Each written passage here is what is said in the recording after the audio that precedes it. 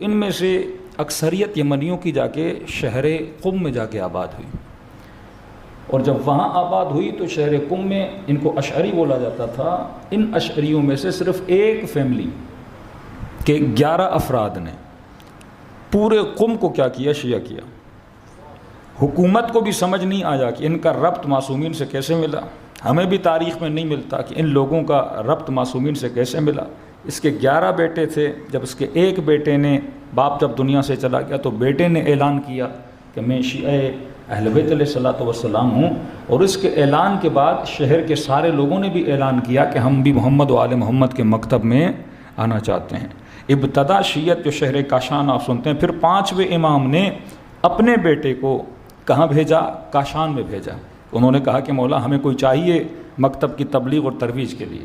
یعنی چوتھے امام کے زمانے تک جو شیعہ تھا اس کو نہیں پتا تھا حج کیسے کرنا ہے، زکوٰۃ کیسے دینی ہے، نماز کی ترتیب کیا ہے، وضو کی ترتیب کیا ہے۔ یہ محبت تو اہل بیت سے رکھتے تھے، لیکن فقہی تربیت آپ کے 5ویں امام کے زمانے سے شروع ہو گئی کہ ان کی فکری تربیت کی جائے، ان کی فقہی تربیت کی جائے، باقاعدہ وہ احکام بتائے جائیں جو احکام جو دین کی شکل میں بگاڑ پیدا ہو چکا تھا۔ تو معصومین تربیت کرتے تھے، کسی کو حدیث سکھا کے بھیجتے تھے، کسی کو فقہ سکھا کے بھیجتے تھے، کسی کو بحث امامت سکھا کے بھیجتے تھے، کسی کو بحث علم کلام سکھا کے بھیجتے تھے، کیونکہ چھٹے امام کے زمانے میں عجیب عجیب سے فرقے وجود میں آ گئے۔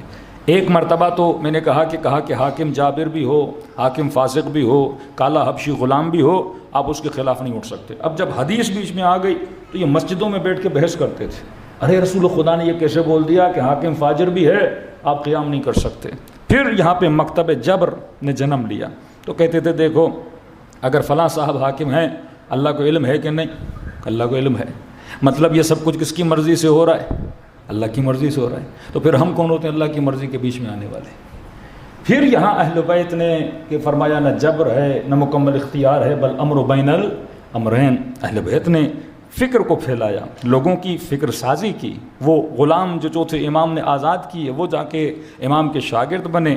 پھر 5ویں امام نے اپنے بیٹے کو بھیجا، 3-4 سال وہ شہر کاشان میں رہے، ان لوگوں کی تربیت کی۔ پھر جب حکمرانوں کو پتہ چلا، علماء فرماتے ہیں ان کی شہادت بالکل ویسے ہوئی جیسے امام حسین کی شہادت، اپنے ساتھیوں کے ساتھ۔ آغائے مرعشی نجفی کے زمانے میں جب بھی ایران جائیں تو کاشان ضرور جایا کریں ان امامزادے کی قبر پر، ان کا بہت بڑا معجزہ ہے۔ بالکل اسی طرح پیاسے، بالکل اسی طرح ان کا سر قلم کر دیا گیا، اپنے ساتھیوں کی طرح شہید کیا گیا، جیسے عبدالعزیز حسنی تہران میں ہیں، جن کی زیارت کا ثواب امام حسین کی زیارت کے ثواب کے برابر ہے۔ معصومین کبھی بھی اپنے قوانین پہ کمپرومائز نہیں کرتے تھے، کہ فرماتے ہیں جب اہل رے 11ویں امام سے ملنے گئے تو کئی دنوں تک امام نے باہر کھڑا کر دیا، نہیں ملے اپنے شیعوں سے۔ اتنے دنوں کے بعد کھڑے رہے، جب وقت ملاقات آیا تو امام نے فرمایا کہ مولا آپ ہم سے کیوں نہیں مل رہے تھے؟ امام نے کہا جب ہم نے اپنا نمائندہ شہر رے میں بھیجا ہوا ہے تو یہاں مجھ سے ملنے کے لیے کیوں آئے ہو؟ مطلب تم شیعت کو خطرے میں ڈال رہے ہو۔ ہم نے سب کچھ سکھا کے ان کو وہاں پلانٹ کر دیا ہے، جو کچھ وہ کہے وہ سمجھو کس کا حکم ہے؟ ہمارا حکم ہے۔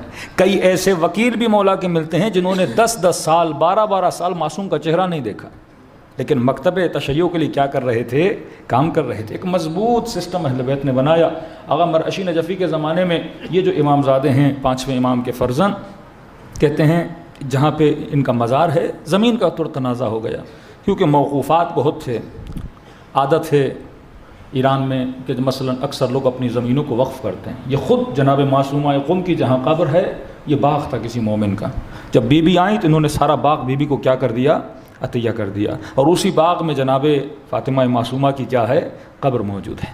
تو ان کے موقوفات تھے، زمین کے مسائل ہوئے، لہٰذا انہوں نے پوری جو ان کا مزار ہے، ان کے آفیسز ہیں، سب میں ڈھونڈا، ان کو وہ کاغذات نہیں ملے۔ کسی نے کہا کہ یہ جو دیوار ہے اس کے پیچھے بھی ایک جگہ تھی، ہو سکتا ہے وہاں پہ کاغذات پڑے ہوئے ہوں۔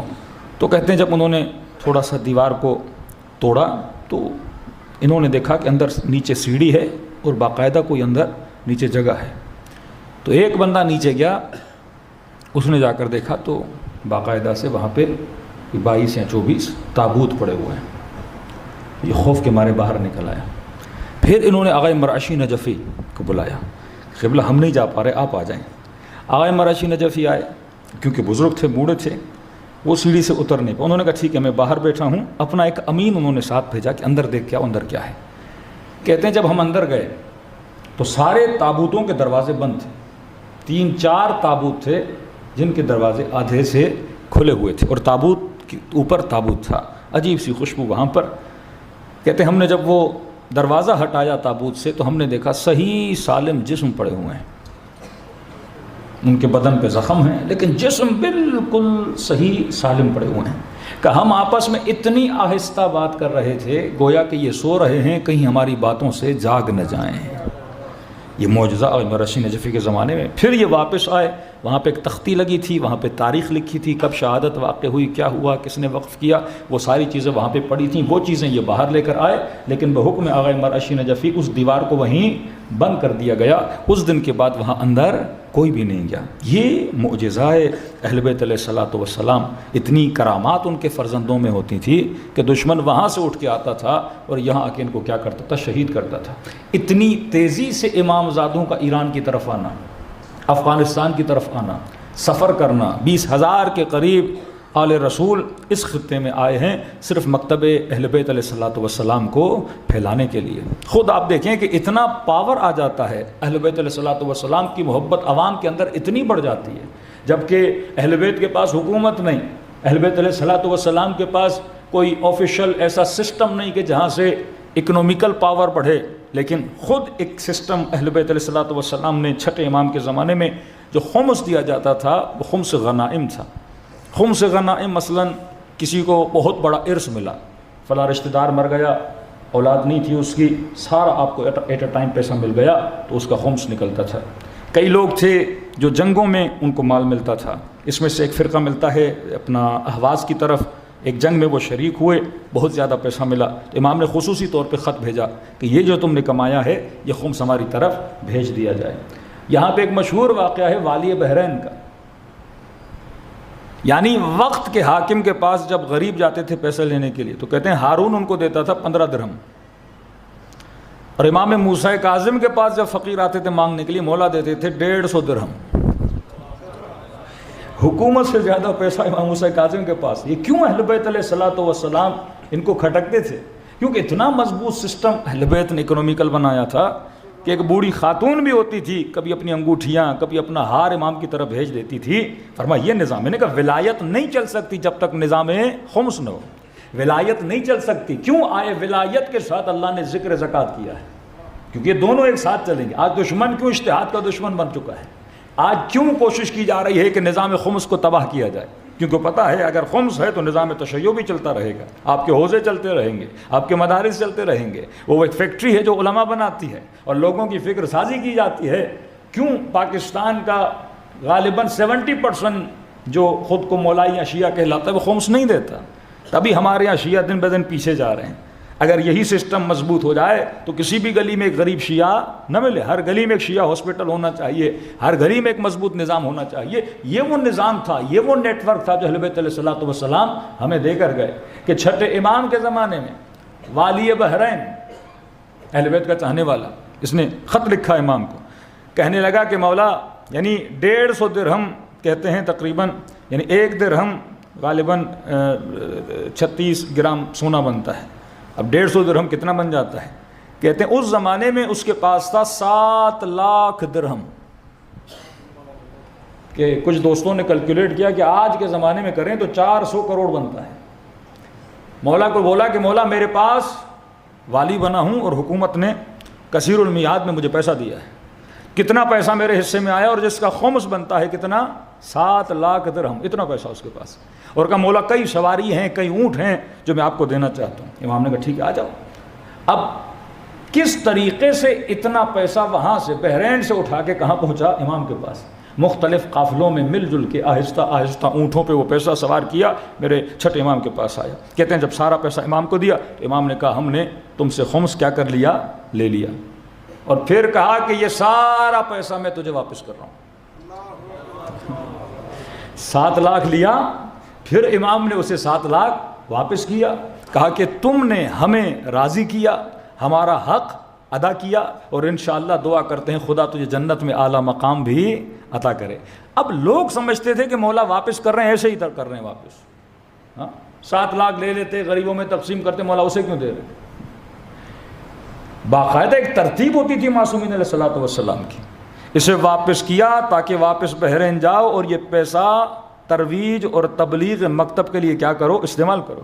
تبھی آپ کو نظر آتا ہے کہ بحرین میں 80% آج کیا ہیں, مکتب اہل بیت کے چاہنے والے ہیں. کہ اگر 2 مومنوں میں جھگڑا ہوتا تھا, کہ میں نے شاید اس دن بتایا, تو مولا کا ایک وکیل تھا ان کے بیچ میں آ گیا, فیصلہ کروایا کہ ایک داماد تھا, ایک سسر تھا, بیٹی مر گئی, ارث کسی کو کہاں سے ملا, تو آپس میں لڑ پڑے کہ یہ پیسہ میرا, وہ کہنے لگا یہ پیسہ میرا. بڑی تک و دو کر کے ان کا جھگڑے کو 600 درہم تک لایا. اختلاف بہت زیادہ تھا, 600 درہم تک دونوں راضی ہوئے کہ ایک جناب نے 600 درہم دینے ہیں. تو مولا کے اس چاہنے والے نے کہا دیکھو 600 درہم تم دونوں میں سے کسی نے دینے کی ضرورت نہیں ہے, وہ میں تمہاری طرف سے ادا کرتا ہوں. اپنی جیب سے انہوں نے 600 درہم دیے, لیکن کہا ایک شرط پہ دے رہا ہوں کہ جب یہ 600 درہم لے لو, جھگڑا ختم ہو جائے تو تمہیں حق نہیں ایک دوسرے کے خلاف لوگوں میں بیٹھ کے باتیں کرو. میں نے کہا نا اس نیٹ ورک کو اہل بیت نے ایسا بنایا کہ شیعہ کے خلاف بات نہ کرے. فرمایا کبھی ایک دوسرے کے خلاف بات نہ کرنا, اور یاد رکھنا یہ 600 میں نے تجھے دیے اپنی جیب سے نہیں دیے, جعفر صادق نے مجھے دیے ہیں. کہیں پہ 2 شیعہ لڑیں تو ان کے آپس میں اتحاد کرواؤ. صلوات پڑھے محمد و آل محمد.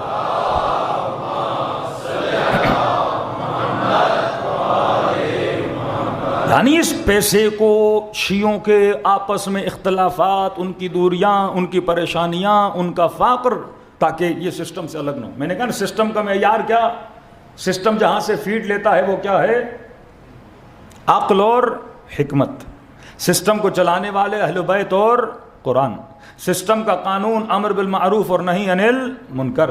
افراد کا آپس میں تعلق محبت اور نفرت.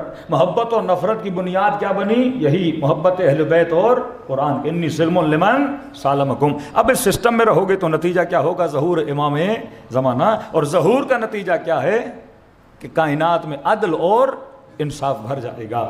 تو اس سسٹم کے افراد اگر آپس میں جڑے رہنا چاہتے ہیں تو اہل بیت نے کمپلیٹ آپ کو نظام دیا, اکنومیکل نظام دیا. کسی بھی مسلمان کے فرقے کے پاس چلے جائیں, اتنا مضبوط اکنومیکل سسٹم نہیں ہے جتنا اہل بیت علیہ الصلوۃ والسلام نے آپ شیعوں کو دیا ہے.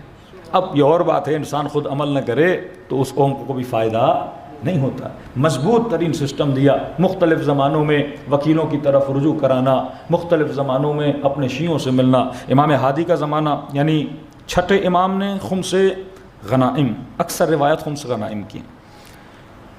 امام جواد کا جب زمانہ آیا تو امام نے خمس مکاسب کا حکم دیا. مطلب شیعہ زکوٰۃ بھی تو دیتے تھے نا, بکریوں سے, اونٹوں سے, گندم سے, کشمش سے, کھجور سے زکوٰۃ آتی تھی. خمس نکالتے تھے غنائم سے. جنگی اموال حاصل کیے, بہت بڑا ارث ملا, اچانک سے بہت بڑا پیسہ ملا, حکومت نے کوئی بہت بڑی خرچی دے دی, اس سے نکال دیا. امام جواد کا جب زمانہ آتا ہے تو امام اب خمس کے دائرے کو کیا کرتے ہیں, وسیع کرتے ہیں. اور مولا کسی حکم کے پاس فوراً امام جواد کی کیا ہو جاتی ہے, شہادت ہو جاتی ہے. حکومت پریشان ہو گئی کہ ہم خمس غنائم سے پریشان ہیں, انہوں نے خمس مکاسب بھی لگا دیا.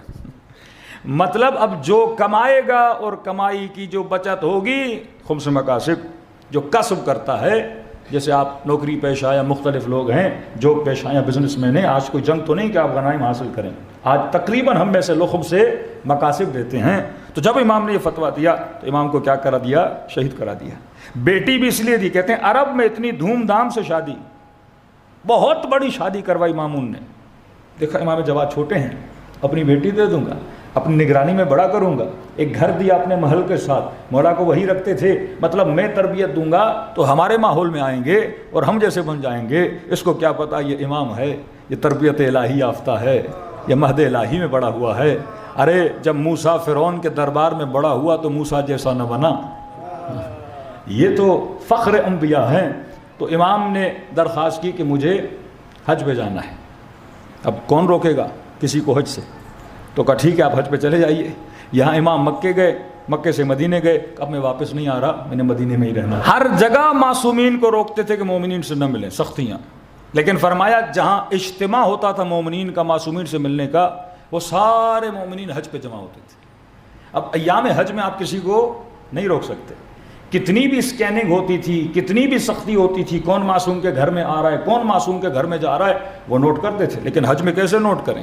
ہزاروں کی تعداد میں آ رہے ہیں لوگ، فرزند رسول سے ملنے کے لیے آ رہے ہیں. اب آخری مرحلہ یہ بنا کہ ان کو حج سے بھی کیا کیا جائے؟ روکا جائے.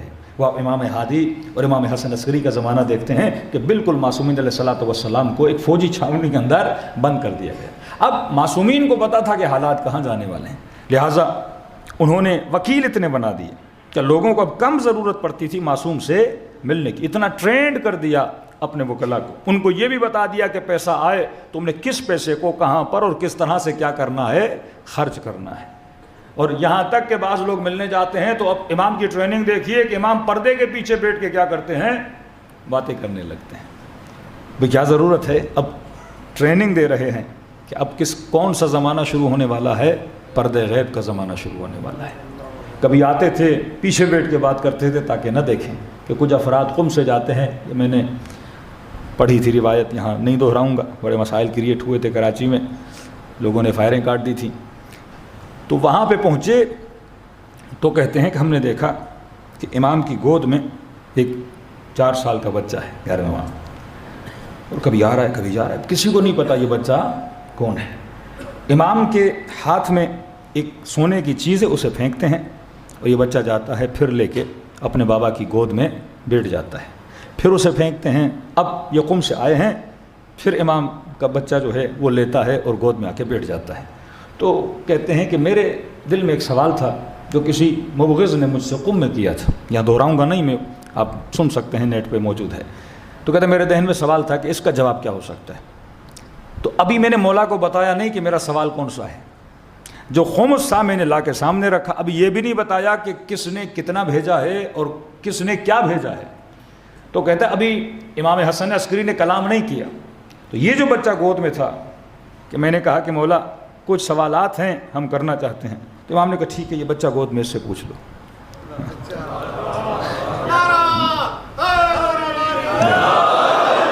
کہ ہم حیرت میں پڑ گئے کہ 4-5 سال کا بچہ ہمیں کیا بتائے گا. تو انہوں نے میری طرف، اس بچے نے میری طرف دیکھا کہ تمہیں بتاؤں کہ ابھی تم کیا سوچ رہے ہو، تم فلاں کا سوال سوچ کے آئے ہو اور اس کا جواب یہ جا کر اسے دینا، اور یہ جو گٹھیاں لے کر آئے ہو سونے اور درہموں کی، یہ 4 یہاں پہ رکھ لو، 2 اس کو واپس دینا اور کہنا کہ ہم حرام مال ایکسیپٹ نہیں کرتے، اور فلاں کو جا کے ہمارا سلام دینا اور کہنا کہ اس کی کمائی بھی حلال کی ہے اور ہم نے اس کا دیا ہوا کیا کیا؟ قبول کیا. اور یہ پیسے فلاں شہر میں فلاں جناب کو جا کے دینا کیونکہ اس کی زندگی میں کچھ مسائل ہیں، اس کی پریشانیوں کو دور ہونا ہے. کہتے ابھی تک بتایا نہیں کہ یہ بچہ کون ہے، لیکن اشاروں سے بتایا بھی جا رہا ہے کہ ہمارے بعد کون ہے. یعنی گھر کے اندر جو کنیزیں کام کرتے، اب سرداب امام زمانہ میں جاتے ہیں 4-5 سال مولا یہاں پہ رہیں، گھر کی کنیزوں کو بھی پتہ نہیں تھا 3 سال تک کہ اس گھر میں کوئی بچہ پیدا ہو چکا ہے. اس قدر سختی اور نگرانی میں معصومین علیہ الصلوۃ والسلام نے حفظ جان کی ہے. امام مہدی اجل اللہ تعالی فرجہ الشریف کی صلوات پڑھے مولا کی شان.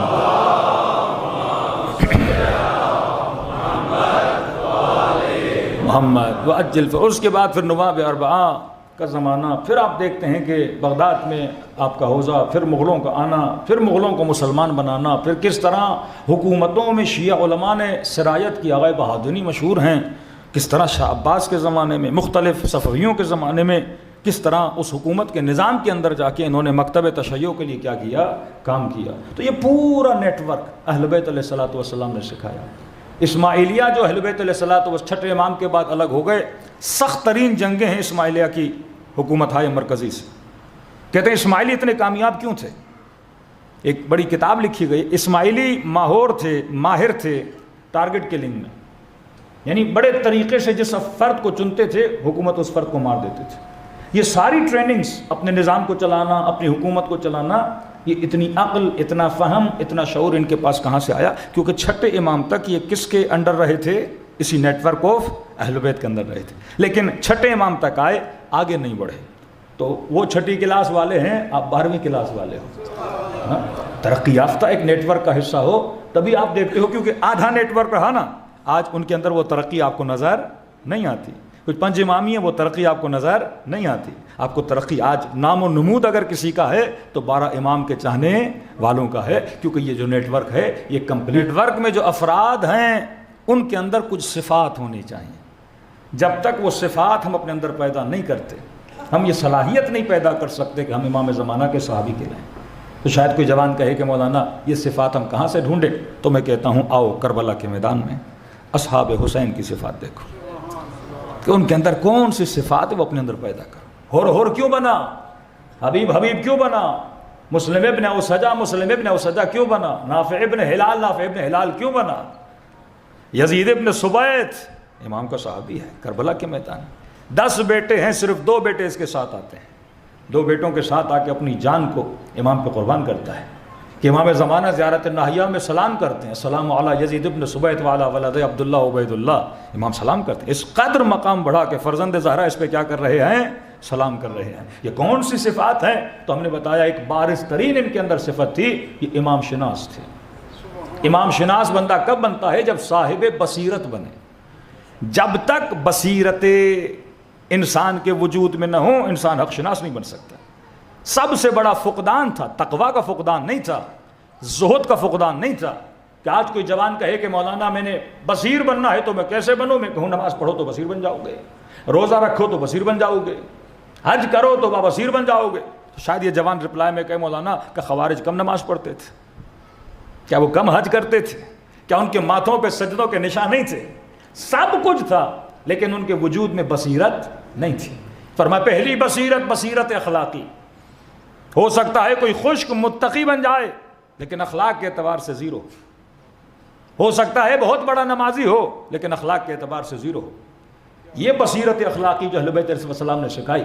فرمایا بصیرت اخلاقی اس بندے میں ہوتی ہے, نشانی یہ ہے کہ من کان بصیرن, وہ انسان جو بصیر ہو اپنے عیوب کے لیے نہ کہ دوسروں کے عیبوں کے لیے. بندے بابصیر کی نشانی ہے کہ فرمایا وہ سب سے پہلے اپنے عیبوں کو دیکھتا ہے نہ کہ دوسروں کے عیبوں کو دیکھے. ہمارا الٹ ہے, اپنے عیبوں کے لیے آنکھیں بند, دوسروں کے عیبوں کے لیے آنکھیں کھلی ہوئی ہیں. اس سے معصومین نے سختی سے منع کیا ہے.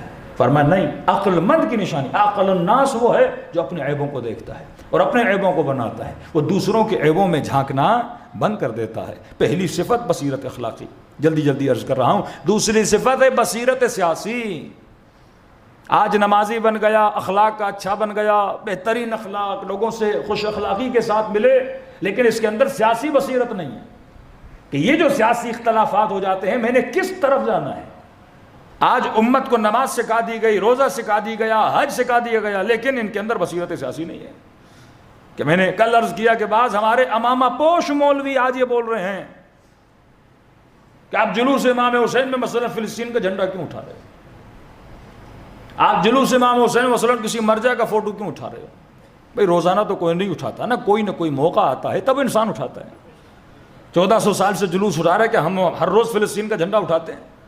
آج 30,000 لوگ جب وہاں شہید ہوئے ہیں تو کم از کم اس جلوس کے اندر ایک رخ, ایک سمت تو پیدا کی جائے تاکہ دنیا دیکھے کہ یہ وہ قوم ہے جو مظلوم پرور ہے, یہ وہ قوم ہے جو مظلوموں کے لیے صدا بلند کرتی ہے. یہ بصیرت سیاسی نہیں ہے کہ آپ جناب علی اصغر پہ تو رو, لیکن آج جو فلسطین میں بچے شہید ہو رہے ہیں ان کے لیے آپ آواز نہ اٹھاؤ. یہ مردہ پرور انسان ہے جس کے وجود کے اندر نہ ضمیر ہے نہ بصیرت ہے. میں علی اصغر جو باب الحوائج ہیں ان کی مصیبت پہ جب رو رہا ہوں تو امام حسین میرے اندر ایک احساس کو بیدار کرنا چاہتے ہیں کہ تم وہ ہو جو 6 مہینے کے بچوں کی شہادت پہ گریا کرتے ہو. اب یہ انسان اگر آج کے کسی بچے کے مرنے پہ نہ روئے تو پھر علی اصغر پہ رونے کا فائدہ کیا؟ جو کل کے یزید پہ تو لعنت بھیجے لیکن آج کے ظالم پہ لعنت نہ بھیجے تو پھر اس لعنت کا فائدہ کیا؟ یہ لعنت زندہ ہونی چاہیے. ہم زندہ امام کے ماننے والے, ہم زندہ مجتہد کے ماننے والے, اور اسی طرح ہم زندہ یزید پہ لعنت بھیجنے والے ہیں. وہ تاریخ سے سیکھنا ہوتا ہے. وَاعْتَبِرُوا يَا أُولِي الْأَلْبَابِ, تبھی بارہ علماء فرماتے ہیں قرآن قصوں کی کتاب نہیں. کیوں نبی نے فرمایا کہ میری امت وہی کرے گی جو بنی اسرائیل, الساء بالساء, وہی کام کرے گی جو بنی اسرائیل نے کیا. بنی اسرائیل نے انبیاء کو قتل کیا, حضرت موسیٰ کے بعد جا کے دیکھیے کہ بنی اسرائیل نے کیا کیا. وہی کام امت رسول نے کیا. اپنے نبی کے نواسے کا گلا کاٹا, اپنے نبی کے بیٹی کے ساتھ ظلم کیا, اپنے نبی کی نواسیوں کے سروں سے چادروں کو چھینا. یہ جا کے تاریخ بنی اسرائیل پڑھیے, پھر آئین اسلام دیکھیے, وہی کام کیا جو بنی اسرائیل نے کیا. اللہ قرآن میں اتنے قصے بنی اسرائیل کے کیوں سنا رہا ہے؟ بھئی یہ قرآن آیا مسلمانوں کے لیے. ایک طرف ہم یہودیوں کو پسند نہ کریں, ایک طرف کہے کہ نصارہ کے ساتھ یہ مت سمجھنے تمہارے ساتھ دوستی کریں گے, یہ ہمیشہ تمہیں دھوکہ دیں گے, اور دوسری طرف ہمیں قرآن میں سارے قصے بنی اسرائیل کے سنائیں. موسیٰ کا قصہ, جناب عیسیٰ کا قصہ, جناب لوط کا قصہ, جناب یعقوب کا قصہ, جناب یونس کا قصہ, جناب یوسف کا قصہ, کیا کیا سنائے. اور خدا بعض تو کہتے ہیں 1/3, لیکن 1/3 نہ بھی گنے تو کم از کم سورہ بقرہ سب سے بڑا سورہ بنی اسرائیل, سورہ آل عمران بنی اسرائیل کا ذکر, جس بھی سورت کو آپ اٹھائیں گے سورہ جناب لقمان کا ذکر, قوم بنی اسرائیل کا ذکر. کیوں ذکر کر رہا ہے؟ کہہ رہا ہے وَاعْتَبِرُوا يَا أُولِي الْأَلْبَابِ. یہ قصوں کی کتاب نہیں. اگر میں پورا قصہ ایک فلم کی طرح سے سنانے پر آؤں تو ایک قرآن کی گنجائش نہیں, 1000 قرآن بن جاتے. نوح نے 900 سال زندگی گزاری ہے. اگر صرف نوح کی زندگی خدا بتا دینا تو کتنے قرآن بن جاتے. لیکن ان کی زندگیوں کا خلاصہ اللہ نے قرآن میں بیان کیا کہ سوچ نوح کی بیوی کیوں گمراہ ہوئی, نوح کا بیٹا نبی کا بیٹا ہے, باپ سے کیوں جدا ہوا. سوچ جناب موسیٰ نے کیا کیا. سوچ یہ قوم حضرت موسیٰ کے بعد گمراہ کیسے ہوئی. انہوں نے جناب ہارون جناب موسیٰ کے جانشین کے ساتھ کیا کیا. انہوں نے کس طرح اتنے معجزے دیکھنے کے بعد ایک بچڑے کے اوپر جب ایک جادوگر سامری نے جادو کیا پھر بچڑا پرست بن گئے. کہ فرمایا یؤمنون بالجبت والطاغوت, کہ آج کل پوری امت پریشان ہے کہ طاغوت کیا ہے. شیعہ تو پریشان نہیں ہے کیونکہ انہوں نے سنا ہی نہیں. فرسٹ ٹائم کچھ ورڈز ہمارے مسلمان بھائی سنتے ہیں تو پریشان ہو جاتے. طاغوت کیا ہے؟ طاغوت جا کے پڑھو کہ خدا بنی اسرائیل کے لیے کہتا ہے یؤمنون بالجبت والطاغوت. یہ 2 چیزوں پہ ایمان رکھتے تھے جس کی وجہ سے تباہ ہو برباد ہو گئے. ایک جبت پر ایمان رکھتے تھے, دوسرا طاغوت پر. کئی مفسر پریشان ہیں یہ جبت کیا ہے. ہمارے بعض مفسروں نے اس کی تفسیر کو ملایا ہے. کہتے ہیں یہ کہاں کے رہنے والے تھے؟ مصر کے رہنے والے تھے. مصر کو ایجپٹ بولا جاتا ہے. یؤمنون بالجبت, یہ وہاں کی سویلائزیشن کے عاشق تھے. جس طرح آج کا جوان ویسٹرنائز ہے, مطلب وہاں کی آئیڈیالوجی پر ایمان رکھتے تھے. وہاں کی آئیڈیالوجی کیا تھی وہ آپ کو اسٹڈی کرنی پڑے گی. آئیڈیالوجی وہاں کی جیسے ویسٹرنائزیشن, آج کا جوان قرآن پڑھے گا نماز پڑھے گا پر جو اس کا سافٹ ویئر ہے وہ ویسٹرنائز ہے. کہ کسی مومن کو اپنے کپڑے پسند نہ آئے کہ میں پاکستانی لباس کیوں پہنوں, کسی خاتون کو شلوار قمیص اچھی نہ لگے, مینٹلی ویسٹرنائز ہے. اتنا ایمان ہے کہ وہ کپڑے دیکھے تو خوش ہو جاتا ہے انسان, چاہتا ہے میری بھی ڈریسنگ ویسی ہو, میں بھی انہی کی طرح بات کروں, میں بھی انہی کی طرح چلوں. یہ مینٹلی کیا ہو چکا ہے؟ ویسٹرنائز ہو چکا ہے. کہ آپ کے حامد میر صاحب کا انٹرویو سن رہا تھا, کہہ رہے ہیں آپ کے ایکس آرمی چیف کہتے ہیں مجھے ایکس پرائم منسٹر کی 2 چیزیں پسند نہیں تھیں. ایک تو اردو بولتا تھا, دوسرا شلوار قمیص پہنتا تھا. یہ مینٹلی ویسٹرنائز مینٹلٹی ہے کہ جن قوموں کو اپنا لباس اچھا نہ لگے, جن قوموں کو اپنی زبان اچھی نہ لگے, وہ قومیں اخلاقی طور پہ گراوٹ کا شکار ہو جاتی ہیں. آپ اظہار وجود تب کرتے ہو جب آپ اپنے لباس کو عزت دو نا. اب اس سے الگ ہے لباس اسلامی ہے نہیں, لیکن اپنا کلچر تو ہے نا. جب تک اپنی زبان اپنے کلچر کو پروموٹ نہیں کرو گے تب تک تمہارے وجود کے اندر خودداری پیدا نہیں ہو سکتی. یؤمنون بالجبت والطاغوت, یہ ایک ایسے نظام پر ایمان رکھتے تھے. کیونکہ مصر کے اندر جس طرح آج آپ ہندوؤں میں دیکھتے ہو, کچھ برہمن ہندو ہیں, کچھ نچلی ذات کے. جو نچلی ذات کے ہیں وہ ہمیشہ برہمن بننا چاہتے ہیں کیونکہ وہ بھی ایک طرح سے اس کی سویلائزیشن سے اتنے انسپائر ہے, کہتے ہیں ہم انہی کی طرح دکھیں. جس طرح غریب آدمی ہوتا ہے نا, وہ امیروں کی نقل اتارنا شروع کرتا ہے. فیک واچیں پہنے گا, موبائل ہوگا 20,000 کا, کور چڑھا دے گا آئی فون کا. کاپی کرنا چاہتا ہے, ویسا بننا چاہتا ہے, ویسا دکھنا چاہتا ہے. یہ ایک بڑا المیہ ہے ہماری عزاداری کے اندر. کس کس ٹاپک کو انسان ٹچ کرے کہ آج کیونکہ کمرشلزم بہت آ گیا نا. ظاہر ہے جب ایک چیز کی ڈیمانڈ ہے اس کے اندر پیسہ ہوتا ہے. اب ممبر پہ کئی ایسے لوگ آ گئے, اچھی بات ہے ذکر اہل بیت کریں, لیکن میں دیکھ رہا ہوں اسپیشلی پنجاب میں, اب پتہ نہیں پاکستان کے ہر مسئلے کا جڑ پنجاب میں کیوں ہوتی ہے. عقائد کی خرابی یہاں, سیاسی مسائل یہاں, مطلب جو یہاں جیتے وہ پورے پاکستان کو رول کرے. تو اسی لیے کہتے ہیں اگر پنجاب سدھر گیا تو پاکستان بھی سدھر جائے گا. سارے مسائل کی جڑیاں. تو سب سے زیادہ اگر کسی نے کام کرنا ہے تو پنجاب کے اندر, تو سندھ کو آپ سدھار دیں فائدہ نہیں, کے پی کے سدھر جائے فائدہ نہیں, بلوچستان سدھر جائے فائدہ نہیں, جب تک یہ نہ سدھرے. تو سب سے زیادہ کام یہاں پہ ہو. اور یاد رکھیے سب سے زیادہ پھر دشمن کا فوکس بھی کہاں ہوگا؟ یہاں ہوگا. ان کو پتا ہے کہ کراچی اچھا ہوتا ہے تو ہو جائے, کہیں تبدیلی آتی آ جائے, یہاں تبدیلی نہیں آنی چاہیے, کیونکہ یہ اکثریت کا ایک صوبہ ہے. اکثریت سب سے زیادہ شیعہ بھی اسی میں رہتے ہیں. سب سے زیادہ بگاڑ ہمارے ممبر کا بھی اسی پنجاب کے اندر ہے. فقدان ہے اخلاق کا. اب آج کل میں دیکھ رہا ہوں 14 سال کا ذاکر, 17 سال کا جوان ذاکر, اب ظاہر ہے پیسہ تو ہے نا, ڈیمانڈ ہے, کوئی شکل کا اچھا ہے, کوئی آواز کا اچھا ہے, ڈیمانڈ ہے, پیسہ ہے. اب ان کے اندر وہ اخلاقیات نہیں ہے کہ ذکر اہل بیت تبرج کا نام نہیں ہے. آپ بزنس کرتے ہو, پیسہ کماتے ہو, 4 لوگوں کو دکھاتے ہو, بزنس ہے, لیکن جو کمائی ذکر اہل بیت سے ہوتی ہے یہ لوگوں کو دکھانے کے لیے نہیں ہوتی. جوان لڑکے بڑی بڑی گاڑیاں لی, اب ٹک ٹاک کا زمانہ, فیس بک کا زمانہ, ویڈیو پر نیچے لکھ رہے ہیں ھذا من فضل ربی. وہ اللہ نے کب کہا کہ میں تمہیں ایک کا تو میں نے ذاکر کی ویڈیو دیکھی, کم از کم 7 گاڑیاں اس نے کھڑی کی ہیں, 10 کروڑ کی تو گاڑیاں ہوں گی. ادھر بہت بڑا بنگلہ بنایا ہوا ہے اور لوگوں کو پھر دعوتیں بھی دے رہے ہیں آپ ہمارے پاس آؤ. اب جو چھوٹے چھوٹے ذاکر ہیں وہ اتنے بڑے گھر گاڑیاں دیکھتے ہیں, ان کے اندر بھی کیا پیدا ہوتی ہے؟ طلب پیدا ہوتی ہے کہ ہم بھی کیا کریں, اتنا پیسہ جمع کریں. اخلاقیات کا فقدان کہ بھائی یہ ممبر حسین ہے, یہ فیشن کا نام نہیں ہے. بالوں کے عجیب عجیب کوے جیسے بال بنا کے ذاکری کر رہے ہیں, مرغے جیسے بال بنا کے ذاکری کر رہے ہیں. یہ ذکر ابی عبداللہ الحسین ہے. یہاں پہ کوئی فیشن کرنے نہیں آیا, یہاں پہ کوئی اپنے وجود کو دکھانے کے لیے نہیں آیا. یہاں صرف اگر دکھانا ہے تو فکر حسین کو دکھانا ہے. یہاں صرف اگر کرنا ہے تو ذکر ابی عبداللہ الحسین کرنا ہے. اب جب یہ جو پریزنٹ کر رہا ہے اس کے اندر تربیت نہیں ہوگی تو عوام کیا سیکھے گی؟ اب پھر ایک دوسرے کو کاپی کرتے ہیں, پھر کمپٹیشن آتی ہے, آج آپ نے کیا لیا, آپ نے کیا پہنا, آپ نے, یہ تبرج جاہلی, کیونکہ تربیت نہیں ہے. معصومین نے اپنے نیٹ ورک میں افراد کی کیا کی تھی؟ تربیت کی تھی. ہم امام بھی اسے مانتے ہیں جو عادل ہو. کتنی سخت شرائط امام کے لیے, عادل ہو, عالم ہو, معصوم ہو. پھر اس امام اگر پردے غیب میں ہے تو ہم کسی غیرے کو مجتہد بھی نہیں مانتے.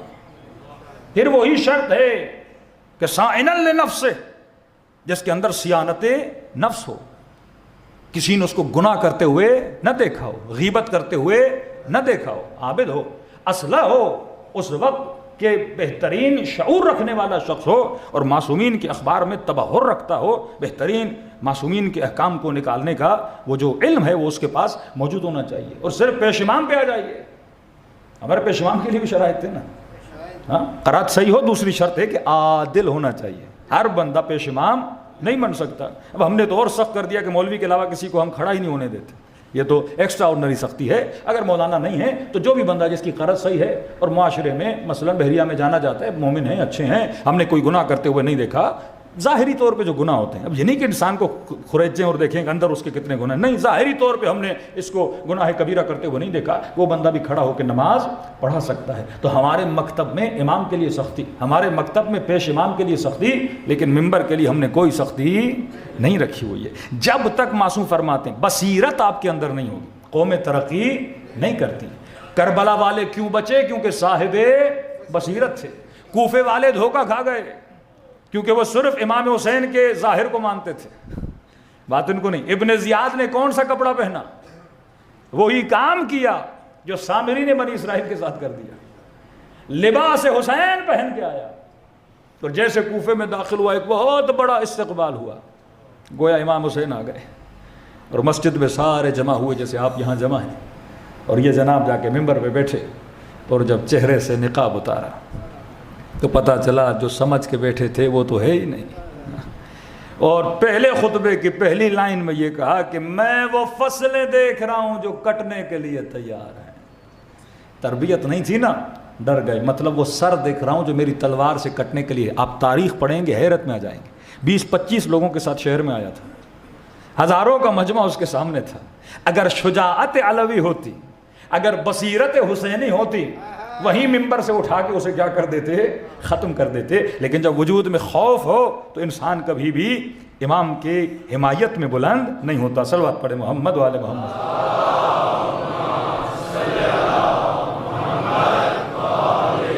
محمد وعجل فرجم. تو فرمایا بصیرت سیاسی, بصیرت اخلاقی, یہ دو چیزیں انسان کے اندر ہونی چاہیے.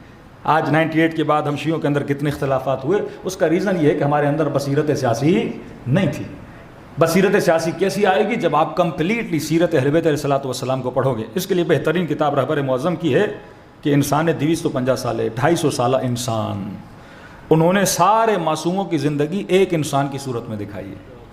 یہ نہیں کہ امیر المومنین کو الگ دکھائیں, امام حسن کو نہیں, کہتے ہیں ایک ہی انسان تھا کہ کلنا محمد, ہم سب کے سب کیا ہیں, محمد ہیں. کہ اگر مولا حسن امیر المومنین کے زمانے میں ہوتے وہی کرتے جو علی نے کیا, اگر مولا علی حسن کے زمانے میں ہوتے وہی کرتے جو امام حسن نے کیا. تو ہر امام نے اپنے زمانے کے حساب سے, اس میں سیاسی اتار چڑھاؤ, اس میں ظالموں کا ظلم, اس میں معصومین کی اسٹریٹجی, وہ سب کچھ 250 سالہ انسان کی زندگی میں آپ کیا کر سکتے ہیں, اسٹڈی کر سکتے ہیں. تو ایک جوان اگر سیاسی بصیرت حاصل کرنا چاہتا ہے, کم از کم ایک کتاب کا مطالعہ کر دے. میں نے پچھلے سال بھی مشورہ دیا تھا, مجھے نہیں پتا کتنے لوگوں نے عمل کیا کہ نہیں کیا, لیکن آج بھی آپ کریں. کل بھی میں نے شاید آپ کو مشورہ دیا تھا کہ کم از کم ان مجالس کے بعد ڈیلی آدھا گھنٹہ اسٹڈی کریں. کیا اسٹڈی کریں؟ بہترین کتاب قرآن ہے, بہترین کتاب. قبلہ شیخ محسن نجفی صاحب کی تفسیر لے لیں, آدھا گھنٹہ, صرف آدھا گھنٹہ آپ کریں.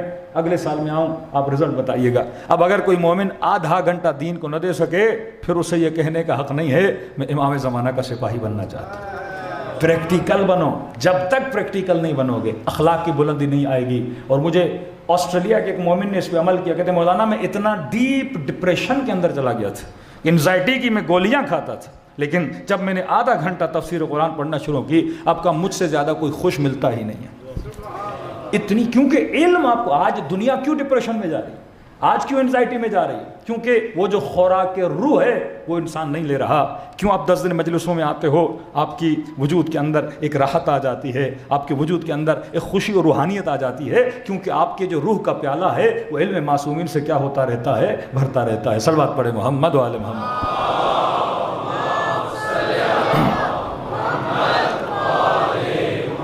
وَأَجِّلْ فَرَجَهُمْ. دوسری چیز جو اصحاب امام حسین میں دیکھی گئی, یہ آخری رات ہے, زیادہ میں صفات کو بیان نہیں کر سکتا, جلدی اشارہ کر رہا ہوں. فرمائے وہ ہمیشہ کار خیر کے لیے جلدی کرتے تھے. لائن لگی ہوتی تھی, مولا حسین پہلے میں جاؤں, مولا حسین پہلے میں جاؤں. قرآن کہتا ہے سارعوا الی الخیرات. کچھ لوگ ہیں یسارعون بالاسم والعدوان, کچھ لوگ خیر کے کاموں میں جلدی کرتے ہیں, کچھ لوگ گناہ میں جلدی کرتے ہیں. بس موقع ملے اور اس نے جھٹ سے کیا کرنا ہے, گناہ کرنا. یہ یزیدیوں کی صفت ہے. حسینیوں کی صفت یہ انتظار میں رہتے ہیں کہ کہیں پہ خیر نظر آئے, یہ دوڑے دوڑے خیر کی طرف جاتے ہیں. بعض لوگ ہیں نا پاکستان میں گناہ نہیں ملتا, یورپ گئے بس ایئرپورٹ پہ اترے اور فوراً پوچھا کہ گناہ کہاں ہوتا ہے. ہاں, جہاز میں بیٹھی نہیں اور فوراً دوپٹے کو کیا کر دیا, پھینک دیا. بھائی کم از کم اس بدبخت جہاز کو اترنے تو دو وہاں پہ. نہیں, بہت جلدی ہے اس کو گناہ کرنے کی, بہت جلدی ہے اس کو مخالفت خدا کرنے کی. فرمان نہیں, یہ نشانی اصحاب حسین کی نشانی نہیں ہے. اصحاب حسین یسارعون الی الخیرات, یہ کار خیر کے لیے کیا کرتے تھے, جلدی کرتے تھے. ترس رہے ہیں, امام حسین روک رہے ہیں کہ نہیں مولا, ہم چاہتے ہیں آپ اپنی آنکھوں کے سامنے ہمیں شہید ہوتا ہوا دیکھیں, ہم آپ کے دونوں ہاتھوں کے بیچ میں مقام شہادت حاصل کرنا چاہتے ہیں. کس قدر بصیرت تھی جناب حبیب, جناب مسلم ابن اوسجہ رات کو ہی آ گئے تھے. مولا کا ایک اور صحابی تھا, کہتے ہیں رات کو نہ نکل سکا, اتنا پہرا سخت ہو گیا. تو کہتے سیدھا گیا ابن زیاد کے پاس, کہ کہاں جا رہے ہو؟ کہ لشکر جا رہے کربلا امام حسین کے مقابلے کا, میں بھی چلنا چاہتا ہوں. دشمن کے لشکر کے ساتھ چلا, دشمن کی گاڑی پہ چڑھ کے پہنچا, اور جیسے کربلا پہنچا سیدھا امام حسین کے پاس چلا گیا. اس قدر شاطر بھی ہوتے تھے, عقل مند بھی ہوتے تھے کہ ہم نے اپنے امام کی مدد کیسے کرنی. اب ذہن میں یہ ڈھونڈتا کہ بھائی مولا میں نے نکلنے کی بڑی کوشش کی لیکن کوئی سواری نہیں ملی. تو امام تو کہتے اتنے گھوڑے آ رہے تھے, اتنے سوار آ رہے تھے, تو اس طریقے سے بھی مجھ تک پہنچ تو سکتا تھا.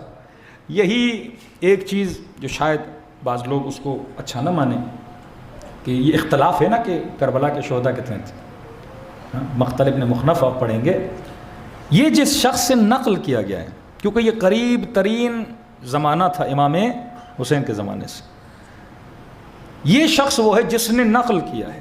کیونکہ بعض میں ہے کہ مثلا 100 شہید تھے, 102 شہید تھے, وہ پھر کیلکولیٹ کرتے ہیں مثلا جناب مسلم کو, جناب ہانی کو جو کربلا سے پہلے شہید ہوئے, جو واقع کربلا کے بعد بھی لوگ شہید ہوئے, ان کو بھی ملاتے ہیں تو تب جا کے 100 بنتے ہیں. یہ کیونکہ یوم عاشور کربلا میں تھا, اور اس نے امام حسین کے ساتھ ایک شرط رکھی کہ مولا میں جب تک دیکھوں گا کہ آپ جنگ جیت رہے ہیں میں ساتھ دوں گا, جب دیکھوں گا کہ ہر چیز ختم ہونے والی ہے تو میں لشکر کو چھوڑ کے چلا جاؤں گا. اور امام نے اس کی شرط کو ایکسیپٹ بھی کیا کہ ٹھیک ہے تم اسی شرط کے ساتھ لڑو, ہمیں کوئی مسئلہ نہیں ہے. اور یہ کربلا میں رکا, یہ جان باز بھی ہے, مطلب اس نے کئی لوگوں کو واصل جہنم بھی کیا, لیکن جب اس نے یہ دیکھا کہ اب معاملہ ہاتھوں سے نکل رہا ہے, یہ اس میدان سے گھوڑے پہ چڑھ کے باہر نکل گیا. علماء فرماتے ہیں شاید امام حسین نے اس لیے ایکسیپٹ کیا ہو تاکہ کوئی ایک تو اپنا ہو جو تاریخ کربلا کو لکھے. یہ بھی شعور سیاسی, یہ بھی بصیرت اہل بیت علیہ الصلوۃ والسلام کہ یہ کتابیں, یہ مسائل ہم تک آ کے پہنچے ہیں. آخری بات کروں اور سلسلے کو ختم کروں. فرمایا کار خیرات میں بہت جلدی کرتے تھے. دوسرا فرمایا اصحاب امام حسین کو دیکھا گیا کہ یہ خوش بہت رہتے تھے. آج دنیا میں کوئی دکان نہیں جو خوشی بیچے. سائنس نے اتنی ٹیکنالوجی کی لیکن ڈپریشن کا علاج نہیں ہے. کہتے شب عاشور خیموں میں بیٹھ کے ایک دوسرے کے ساتھ مذاق بھی کرتے تھے. مولا کا ایک صحابی ہے, کہتے ہیں یہ قاری قرآن تھا, کہتے کبھی ہم نے اس کو مذاق کرتے ہوئے نہیں دیکھا, لیکن شب عاشور ہم نے اس سے زیادہ کسی کو خوش نہیں دیکھا. پتہ ہے کہ کل شہید ہو جائیں گے لیکن خوش ہیں. کئی لوگ کہتے ہیں مولانا شب عاشور خیموں کا مزاج کیا تھا؟ جب ہم نے پڑھا اصحاب حسین کو دیکھا ایک دوسرے کے ساتھ بیٹھے ہیں اور بے انتہا خوش ہیں. اب کیسے خوش نہ ہوں جب حسین کی انگلیوں کے درمیان جنت کو دیکھ چکے ہیں؟ کیسے خوش نہ ہوں جب مقام یقین پہ پہنچ چکے ہیں کہ ہم جس راہ پہ چل رہے ہیں. علماء فرماتے خوشی کے چند اسباب ہیں, اگر وہ اسباب آپ کے اندر آ جائیں تو آپ کی زندگی بھی کیا ہو جائے گی؟ خوش ہو جائے گی. فرمایا ایک عدم خوشی کا سبب یہ ہے کہ ہمیں یہ نہیں پتا کہ ہم نے سوچنا کیسے ہے. فرمایا وہ انسان جو ہمیشہ پازیٹیو رہتا ہے وہ ہمیشہ کیا رہتا ہے؟ خوش. جیسے حسن ظن بولتے ہیں, حسن ظن رکھنے والے لوگ ہمیشہ خوش, سوء ظن رکھنے والے لوگ ہمیشہ ڈپریشن میں رہتے ہیں. ہمیں کسی مومنہ نے یورپ سے فون کیا اور کہا کہ مولانا میری زندگی تباہ ہو گئی ہے. کیا مسئلہ کیا ہوا ہے؟ کہا مولانا میرے شوہر کئی مہینوں سے مجھ سے مذاق کرتے تھے, میں دوسری شادی کروں گا دوسری شادی کروں گا. ایک تو اس کے مذاق نے مجھے آدھا ختم کر دیا, اب کچھ ہوا نہیں لیکن یہ سوچ رہی ہے کہ ہو گیا. اور کہتے ہیں ابھی مجھے کسی نے فون کیا, اس نے شادی کر لی ہے اور مولانا وہ آنے والے ہیں, ایئرپورٹ پہ پہنچنے والے ہیں, میں نے تو بس سوچا ہے میں الگ ہو جاؤں گی, اس سے ملوں گی نہیں. ہم نے کہا بندے خدا, پہلی بات اگر کی بھی ہے تو خلاف شریعت نہیں کیا, اور بالفرض آپ کو نہیں بھی پسند, کیا پتا اس نے نہ کی ہو, آپ حسن ظن کرو. اب ایسا نہ ہو آپ سوچ سوچ کے خود کو مار دو, پھر تو وہ دوسری ویسے ہی کر لے گا. بعض اوقات ہم کسی چیز کے بارے میں سوچ سوچ کے یاد ہے وہیں کیا ہو جاتے ہیں, مر جاتے ہیں. جو ہونا ہے وہ ہو جاتا ہے. انسان اتنا سوچے کہ اپنی زندگی کو تباہ ہو برباد, صرف نیگیٹو سوچے. بعد میں ان کا فون آیا مولانا ہم نے آپ کی بات پہ عمل کیا, ان کو ریسیو کیا, گھر لے آئے, پتہ چلا وہ مذاق کر رہے, سچ مچ انہوں نے شادی نہیں کی. میں نے کہا جو آپ کا حال تھا اس نے دوسری کر ہی لینی تھی. انسان اگر نیگیٹو سوچے گا تو زندگی کیا ہو جائے گی؟ تباہ بات ہے. پر مومن کے لیے کیا سوچتا ہے؟ اچھا سوچتا ہے. پر امیر فرماتے ہیں کسی مومن کو دیکھو 70 مرتبہ اس کے لیے اچھا خیال کرو, 70 ٹائم. یہ روایت میں مشورہ نہیں دے رہے, سائیکولوجیکل ٹریننگ دے رہے ہیں. جس طرح باڈی کے مسلز بنتے ہیں اسی طرح برین کے مسلز بلڈ ہوتے ہیں. کہ 70 ٹائم جب اچھا سوچو گے تو اب ٹریننگ ہو جائے گی اچھا سوچنے کی. اب کسی کے بارے میں, کسی مومن کے بارے میں برا نہیں سوچو گے. تو وہ بھی تھوڑا سا سادہ تھا, یا بولوں کیا تھا, اس نے کہا امیر المؤمنین 70 بار سوچنے کے بعد بھی پھر بھی برا خیال آئے تو کیا کروں. تو امام نے فرمایا پھر اپنے آپ کو بولو، اے نفس بدبخت، میں تجھے 70 نیکیاں بتا رہا ہوں تو ایک ہی برائی پہ اٹکا ہوا ہے۔ یہ برائی تیرے اندر ہے کہ تو ایک ہی برائی پہ اٹکا ہوا ہے۔ یہ باقاعدہ ٹریننگ دیتے تھے اپنے، خوشی ایسے نہیں ملتی جب تک انسان ویسا نہ سوچے۔ دوسرا فرمایا کہ دیکھو 3 طرح کے وقت ہیں، پاسٹ، پریزنٹ، فیوچر۔ فرمایا پاسٹ میں رہنا چھوڑ دو، فیوچر میں رہنا چھوڑ دو اگر خوش رہنا چاہتے۔ فرمایا زمانے حال میں رہنا سیکھو، کیا ہوگا چھوڑ دو، کیا ہوا چھوڑ دو۔ بعض لوگوں نے گناہ کبیرہ کیا ہوتا ہے، کوئی بدترین کام کیا ہوتا ہے، پورا ڈپریشن ہے، مطلب اللہ بخشے گا، اللہ نہیں، اللہ کہہ رہا ہے کہ اگر تیرے گناہ درخت کے پتوں سے بھی زیادہ بخش دوں گا، ہاں ریت کے ذروں سے زیادہ ہو بخش دوں گا۔ توبۃ النصوح کرو، سچی توبہ کرو، نیت کرو۔ فرمایا جو وقت گزر گیا اس وقت سے ندامت لو گناہوں سے، عبرت لو خطاؤں سے۔ جو وقت آنے والا ہے اس کے لیے تدبیر کرو تاکہ وہ خطا نہ کرو جو تم نے گزشتہ وقت میں کی تھی۔ آج میں رہنا سیکھو۔ من نظر الی ما فی ایدی الناس، فرمایا جو اللہ نے دیا اس پہ راضی ہو جاؤ۔ تیسری نشانی، لوگوں کے پاس کیا ہے یہ نہ دیکھا کرو۔ فلیٹ لیا کوئی مثلا 100 میٹر کا، پہلے تو بڑا خوش تھا کہ 100 میٹر کا فلیٹ لیا ہے 20 سال کے بعد، پھر کوئی دوست لے گیا اپنے بنگلوں میں، دیکھا بھائی اس کے پاس تو 500 گز کا بنگلو ہے، اب اسے اپنا فلیٹ ہی اچھا نہیں لگا۔ پہلے چھوٹی گاڑی لے کر آیا، بڑی خوشی، کسی کی بڑی گاڑی میں بیٹھا کہ بھائی ہماری گاڑی تو بالکل بیکار ہے، گاڑی تو یہ ہے، سیٹیں تو یہ ہیں۔ فرمایا جو لوگوں کے ہاتھوں میں ہے اگر صرف ان میں آنکھیں ڈالو گے تمہارا حزن اور غم کیا ہوتا جائے گا، بڑھتا جائے گا۔ تمہارا کام ہے محنت کرنا، جو اللہ نے دیا اس پہ کیا ہو جاؤ، خوش ہو جاؤ۔ بعض لوگ صرف دیکھا دیکھی، اکثر گھروں میں جھگڑے کیوں ہوتے ہیں؟ کیونکہ خواتین کو یہ مسئلہ ہے، میاں بڑی محنت کر کے انگوٹھی لایا، بڑی محنت کر کے ایک چھوٹا سا سونے کا سیٹ لایا، اور ان کے اصرار کے بعد ان کو ایک شادی پہ لے گیا، اور وہاں پہ انہوں نے کئی رنگس دیکھیں، کئی سیٹ دیکھے اور کئی جیولریز دیکھیں، گھر آئیں تو موڈ آف، کیونکہ شادی کھانے نہیں گئی تھیں، لوگوں کے لباس کو، سیٹوں کو دیکھنے گئی تھیں۔ تو یہ آنکھوں میں جب ہرس پیدا ہوتا ہے تو وجود میں کیا پیدا ہوتا ہے، غم پیدا ہوتا ہے۔ یہ جوانوں کو کہا کہ نگاہ حرام سے بچو، یہ آپ کے لیے بولا، کیونکہ نگاہ جب ڈالتے ہو تو ضروری نہیں چیز حصول ہو، تو نگاہ جب بڑھتی ہے تو ڈیمانڈ پیدا ہوتی ہے، اور جب ڈیمانڈ پیدا ہوتی ہے تو ہرس پیدا ہوتا ہے، اور جب ہرس پیدا ہوتا ہے تو غم پیدا ہوتا ہے۔ آپ کو کوئی گاڑی اچھی لگتی ہے، دن رات پاک ویل پہ دیکھو، ہاں بھائی اویلکس پہ دیکھتے رہو، دن رات دیکھے جائے، دیکھے ایک بندہ بھوکھا ہو اور فوڈ پانڈا کھول کے بیٹھ جائے، ہاں بھائی پیٹ تو نہیں بھرے گا نا دیکھنے سے۔ معصوم فرماتے جتنا جیب میں ہے اتنا سوچو۔ 1000 جیب میں ہے، اب دیکھو میں نے 1000 میں کیا آتا ہے، پیسے بھی بچانے، کرایہ بچانا ہے تو کوئی 200-250 کا حلیم لے کے پیٹ بھر کے رات کو سکون کے ساتھ سو جاؤ۔ پیٹ تو دال سے بھی بھر جائے گا، پیٹ تو پیاز سے بھی بھر جائے گا، انسان نے وہ سوچنا ہے۔ یہ ٹیکنیکس معصوم نے بتائی ہے خوش کیسے رہنا ہے۔ سلمان زمین پہ بیٹھا ہے تب بھی خوش ہے، اور بعض لوگ امیر بن جاتے ہیں خودکشیاں کر لیتے ہیں، شہرت ہے، پیسہ ہے، مال ہے، کیونکہ حرص ان کے وجود میں اتنا چکا ہے۔ فرمایا کہ جو اللہ نے دیا ہے اس پہ کیا ہو جاؤ، راضی ہو جاؤ۔ آج کے وقت میں جینا سیکھو۔ ہم چھوٹے تھے تو ہماری بڑے ہمیں مثال دیتے تھے کہ ایک بندہ انڈے کا ٹرے لے کے جا رہا تھا، وہ سوچ رہا تھا انڈے لیے ہیں، مرغیاں ہوں گی، پھر وہ انڈے دیں گی، پتہ نہیں کتنی فیکٹریاں میری لگ جائیں گی، اور اتنے میں سوچتے سوچتے وہ ٹرے بھی گر گیا، جو تھا وہ بھی تباہ ہو برباد ہو گیا۔ تو فرمانی آج تمہاری ذمہ داری کیا ہے؟ مولانا کریں گے، نمازیں پڑھیں گے جب بوڑھے ہو جائیں گے، ہاں ہمیں پتہ ہے ہمارے اوپر خمس واجب ہے، لیکن اب نہیں۔ بھئی کل کس نے دیکھی ہے؟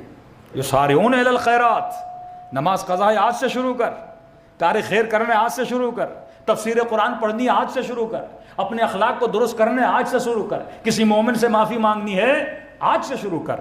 آج اگر نیت کرو گے اور آج اگر سانسیں چلی گئیں تو حدیث ہے، فرمایا جو نیت کرتا ہے میں آج سے اپنی ساری قضائے نمازیں پڑھوں گا، اور آج سے شروع کرتا اگر موت بھی آ گئی خدا دوسری نمازیں کیا کرتا ہے، معاف کر دیتا ہے، کیونکہ اس نے نیت تو کی تھی نا نماز پڑھنے کی۔ لیکن ایک وہ ہے جو کہتا ہے بوڑھا ہوں گا تو پڑھوں گا، ارے بڑھاپا کس نے دیکھا ہے، بعد میں نیکی کروں گا، بات کس نے دیکھی ہے۔ کئی ایسے لوگ تھے، جیسے بہت بڑی شخصیت عبداللہ ابن مسعود قاریان قرآن میں سے، ان کی قرت بڑی مشہور ہے۔ امام حسین نے مدد کے لیے بلایا، کربلا نہیں گئے. ایک اور جناب ہیں, امام حسین نے کہا آؤ میری مدد کے لیے. کہنے لگا کہ مولا حسین میرا دل کرتا ہے کہ تاریخ میں میرا نام لکھا جائے. میں ایسی جنگ میں کیوں آؤں جس جنگ کا انجام مجھے پتہ ہے, مطلب میں گمنام ہو کے مر جاؤں گا, مجھے کوئی یاد نہیں کرے گا. اور آج اگر کربلا آیا ہوتا تو اس ممبر سے اسے سلام کیا جاتا. تجھے کیا پتا کس کو یاد کیا جائے گا, تو اپنی ڈیوٹی نبھا جو اللہ نے تجھ پہ واجب کیا. اگر تجھے نظر آ رہا ہے حسین ابن علی حق پر ہیں تو حسین ابن علی کا کیا دے, ساتھ دے. یہ نہ سوچ کیا ہوگا, عزت دینے والا خدا, ذلت دینے والا خدا ہے. یہ نہیں گیا. اور کہتے ہیں جب 10 عاشور کا دن آیا, اسے پتہ چلا امام شہید ہو گئے, تو تھوڑا سا بیدار ہوا, ارے مجھ سے کہیں غلطی تو نہیں ہو گئی. کہتے دوڑا دوڑا گیا تاکہ جلدی پہنچے امام حسین تک, اور جب پہنچا مولا شہید ہو چکے تھے. کہتے ہیں اس کے دماغ پر جنون سوار ہوا جب دیکھا نا لاشیں پڑی ہوئی ہیں, فرزند رسول کے بدن پہ اتنے پتھر مارے گئے ہیں اور اتنی مظلومیت سے مارا گیا ہے. کہتے جنون سوار ہوا اور اس نے گھوڑے کو نہر دجلہ کا رخ دیا اور اسی نہر میں گرا اور ڈوب کے مر گیا. موت تو آئی, لیکن کیسی موت آئی. اگر یہ 10 گھنٹے پہلے آتا امام حسین کے پاس, آج امام زمانہ اسے سلام کر رہے ہوتے, آج زیارت ناہیہ میں اس کا نام ہوتا, آج اصحاب حسین میں اس کا نام ہوتا. تو میرے عزیز دیر نہ کر, وہ تعلیمات جو معصومین علیہ الصلوۃ والسلام نے دی ہیں, اگر ان کو اپناؤ گے واللہ دنیا میں بھی خوش ہوگے اور آخرت میں بھی جوار معصومین میں انسان کو جگہ ملے گی. صلوات پڑھے محمد و آل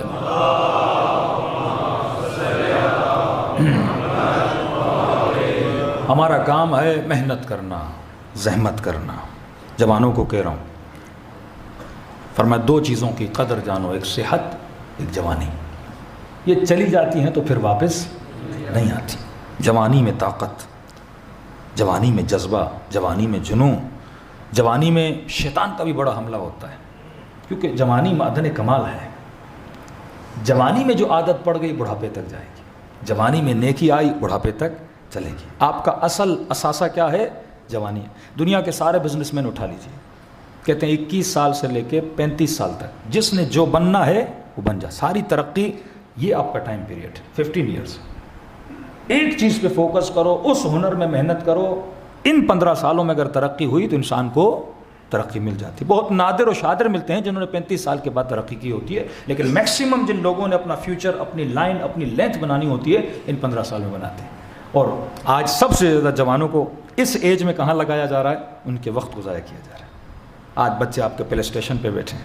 میں نہیں کہتا گیم نہ کھیلیں, معصومین بھی تفریح پہ جاتے تھے, رسول خدا ملتا ہے, اسب سواری کرتے تھے, تیر اندازی کرتے تھے, یہ نہیں کہ نہیں جاتے تھے, لیکن اپنے بچوں کو ان ایکٹیویٹیز میں انوالو کرو جو فزیکل ایکٹیویٹیز ہوں, جس میں ان کا برین بھی کام کرے, ان کی باڈی بھی ورک آؤٹ کرے. تو یہ بھی ایک نشانی ہے انسان کے خوش رہنے کی.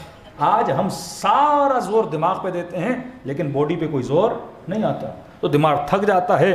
بدن کو ضرورت ہے ابھی ورک آؤٹ کی, لیکن بدن نے ورک آؤٹ نہیں کیا ہوتا. تو زندگی کا لائف اسٹائل کمپلیٹلی اگر تربیت معصوم کے نیچے رہے تو پھر وہی ہے کہ ربنا آتنا فی الدنیا حسنہ وفی الآخرۃ حسنہ. کیوں ہمارے ایک مرجع کی زندگی 90 سال, 95 سال, 88 سال, کیا وہ مرغے کھاتے ہیں, چرغے کھاتے ہیں, کیا کھاتے ہیں؟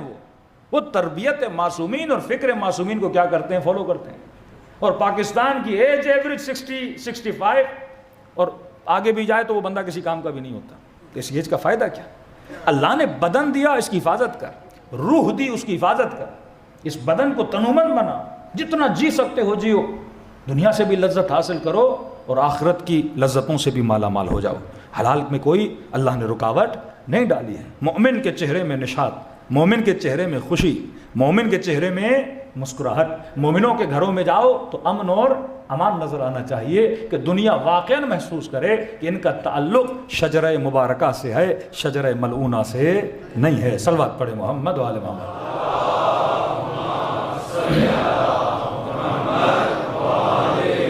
وَأَجِّلْ فَرَجَهُمْ. بہت احترام کرتے تھے آپ کے مراجع, آپ کے علماء, عزا امام حسین کا. احترام بھی, اہتمام بھی, ہر چیز پہ ان کی نگاہ ہوتی تھی. سید بحر العلوم فرماتے ہیں کہ کوئی انجمن آتی تھی محرم کے 10 دن کربلا کے لیے. تو یہ سید بزرگوار انجمن کربلا سے پہلے رکتی تھی اور 2-3 دن وہاں رکتے تھے، نظر و نیاز ہوتا تھا، پھر وہاں سے ماتم کرتے کرتے یہ کربلا کے اندر داخل ہوتے تھے۔ سید اس ماتمیوں کی انجمن کے استقبال میں جاتے تھے اور وہاں پہ ان کو چائے پلانا، کچھ کھانا لے کر جاتے تھے، کچھ نیاز گھر سے پکا کے جاتے تھے اپنے شاگردوں کے ساتھ، اور عزاداران امام حسین کا استقبال کرتے تھے۔ تو ان کے شاگرد کہتے ہیں ایک دن آغا سید بحر العلوم کے مزاج میں ہم نے بڑی تبدیلی دیکھی۔ کہا یہ ماتمیوں نے جب ماتم کرنا شروع کیا، ان کی نگاہ ماتمیوں پہ پڑی، انہوں نے اپنے سر سے امامہ اتارا اور ماتمیوں کے حلقے کے بیچ میں گئے اور خود بھی ماتم کرنے لگے۔ ہم پریشان ہو گئے، اتنا اس ہجوم میں مل گئے، تو ایجڈ تھے کہ ہم ڈر گئے کہ کہیں ایسا نہ ہو سید گر جائیں، کسی قدموں کے نیچے میں آ جائیں۔ بڑی مشکل سے ہم نے ان کو ہجوم سے نکالا، ان کو گھر لے گئے۔ اس دن طبیعت ان کی وہ نہیں تھی جیسے ہمیشہ ہوتی ہے۔ ہم نے گھر جا کے سلا دیا۔ اگلے دن سارے شاگرد آئے سید بحر العلوم کے پاس کہ قبلہ کل آپ کو کیا ہوا تھا؟ آپ اچانک سے مجمع میں دوڑے، سر سے امامہ اتارا اور حلقے کے بیچ میں کھڑے ہو کے ماتم کرنے لگے۔ سید بحر العلوم فرماتے ہیں کہ کل جب میری نگاہ مجمع پہ پڑی تو میں نے دیکھا امام زمانہ مجمع کے بیچ میں کھڑے ہیں۔ جب میں نے دیکھا میرا مولا ماتم کر رہا ہے، بحر العلوم تو کیسے روک سکتا ہے؟ کہتا میں امام کو دیکھ کے مجمع کے اندر دوڑا، اس کے بعد مجھے نہیں پتا میرے ساتھ کیا ہوا۔ ایک ایک فرد جو مجلس قضاء حسین میں آ رہا ہے، اہل بیت علیہ السلام کی کیا ہے نگاہ ہے۔ پہلے جتنے بھی ایرانی تھے صدام کے آنے سے پہلے یہ اکثریت رہتے تھے نجف میں، کربلا میں، بصرے میں، بہت آبادیاں تھیں، کیونکہ آپ کا سب سے بڑا حوزہ پہلے بغداد، حلہ، نجف۔ تو کہتے ہیں اس زمانے میں جب ہم مجلس امام حسین کراتے تھے تو مختلف لوگ مجلس سننے آتے تھے۔ کہتے ایک عرب تھا جو مجلس سننے آتا تھا۔ اب عراقیوں کی مجالس کا تھوڑا سا مزاج الگ ہے، پاکستان جیسا نہیں۔ ہمارے لوگ الرٹ بیٹھتے ہیں، ساری توجہ خطیب کی طرف ہوتی ہے، وہاں تھوڑا سا الگ ہے۔ وہاں یہ ہوتا ہے کہ کچھ مجمع الرٹ ہے، سن رہا ہے، اور باقی جو دیواروں کے کناروں میں، کونوں میں، کرسیوں پہ بوڑھے بزرگ حضرات بیٹھے ہوتے ہیں۔ پھر وہاں مجلس کے بیچ میں چائے بھی چل رہی ہوتی ہے، مطلب لوگ سن بھی رہے ہیں، پھر وہ جو ان کا قہوہ ہے اپنا، وہ لوگوں کو بیچ بیچ مجلس میں پلاتے رہتے ہیں، جس کی بھی نیڈ ہے، مجلس بھی سن رہا ہے اور تھوڑی تھوڑی چائے بھی پیتے ہیں، سنتے بھی ہیں۔ تو یہ کہتے ہیں کہ لوگ آتے تھے، امام حسین کی مجلس بھی سنتے تھے، چائے بھی پیتے تھے۔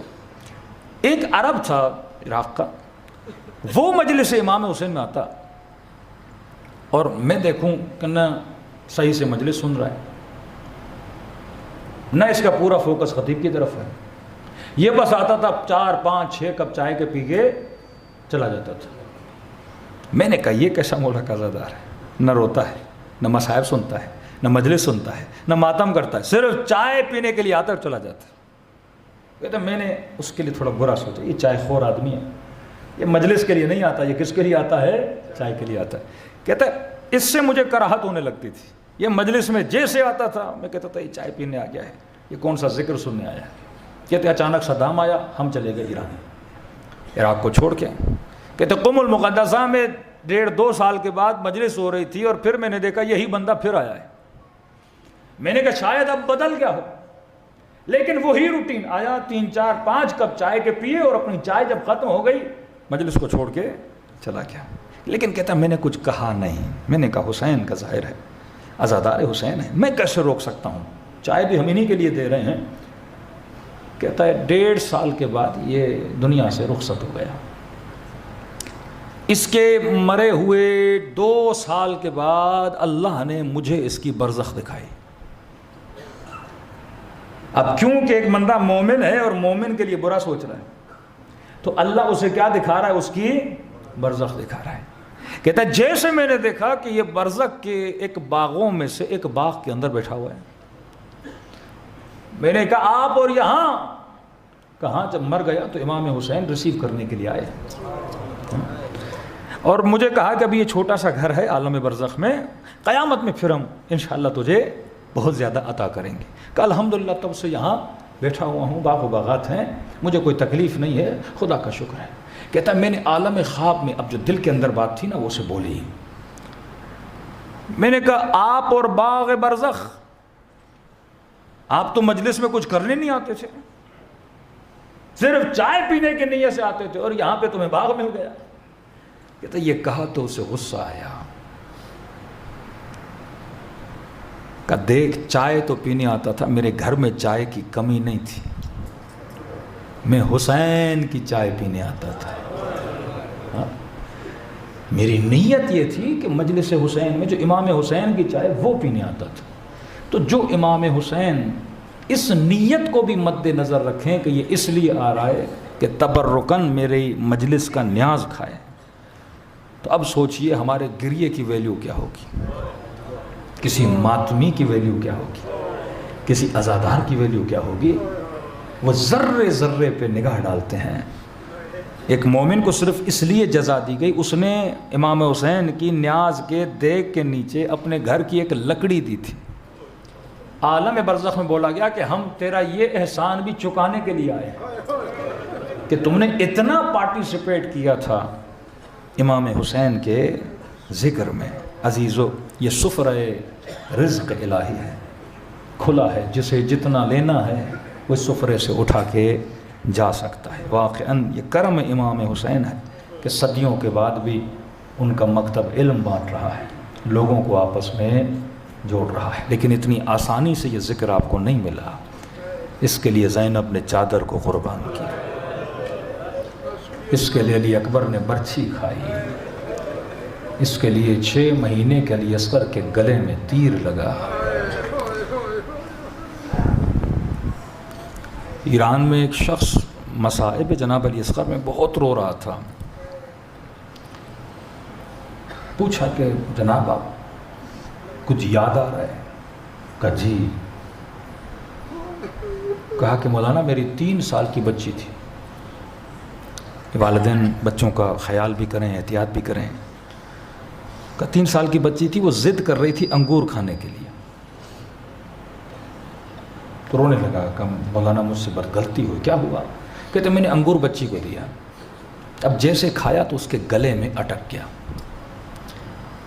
کہا کہ ہم میاں بیوی کے وجود میں جان نہیں تھی، تڑپ رہے تھے پر اس انگور کو گلے سے نکال نہیں پا رہے تھے، اور نظروں کے سامنے دیکھ رہے تھے کہ اس کا دم گھٹ رہا ہے، دم گھٹ رہا ہے اور بچہ مر رہا ہے۔ اور کہتا ہاسپٹل جاتے جاتے اس کی روح پرواز ہو گئی۔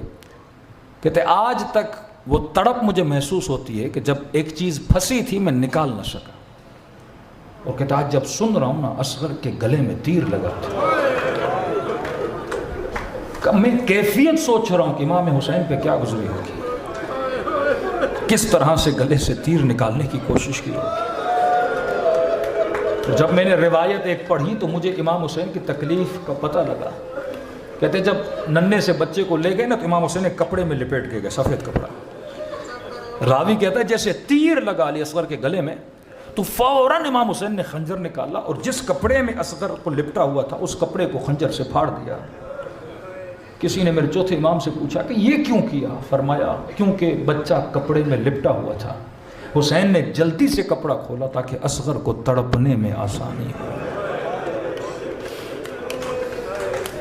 یہ باب الحوائج ہے میرے عزیز، یہ واسطے خدا کبھی رد نہیں کرتے۔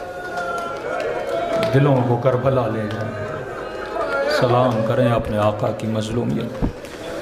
السلام علی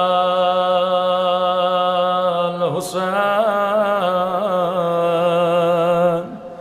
وعلی علی ابن الحسین وعلی اولاد الحسین وعلی اصحاب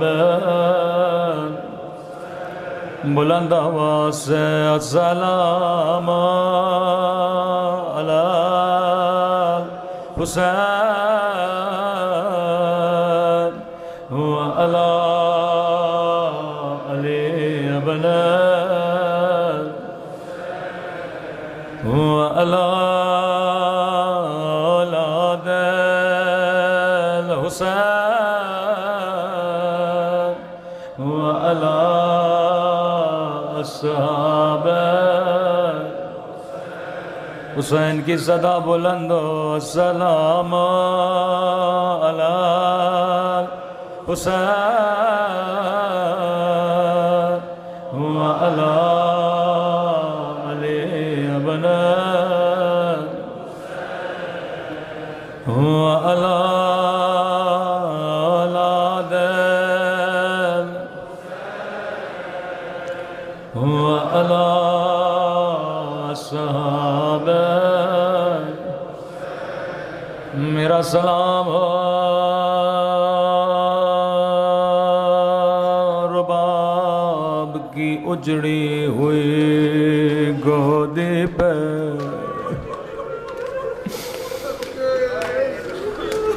میرا سلام ہو زینب کے بندھے ہوئے ہاتھوں پر میرا سلام ہو بچپن میں جھکی ہوئی کمر پہ میرا سلام ہو اکبر کے چھلنی سینے پہ میرا سلام ہو ان کٹی ہوئی گردنوں پہ